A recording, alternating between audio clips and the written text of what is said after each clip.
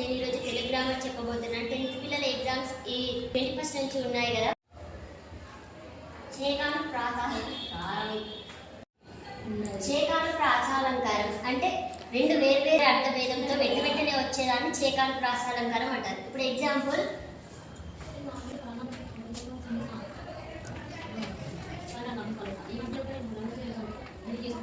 అరటి తొక్క తొక్క రాదు అంటే ఈ తొక్క అనేది అరటికి సంబంధించింది. తొక్క రాదు అంటే తొక్కకు జారి పడతావు అనే సందర్భంలో ఉపయోగించేది.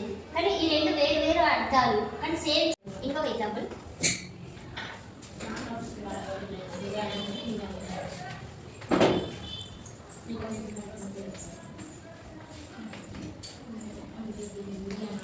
నిప్పులో పడిన కాలు కాలుతుంది.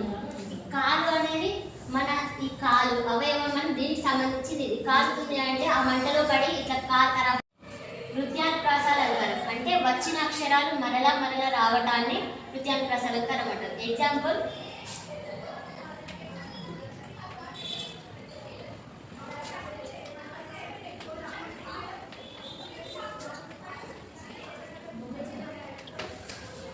చిన్నపడ చినుకులు పడపడ కురిసేను అన్నదంట. మళ్ళీ పుట్ట ఇక్కడ పడ్డ అన్నది అంటున్నాడు. ఇలా మరలా వచ్చేదాన్ని నృత్యానుప్రాసాలంకారం అంటారు.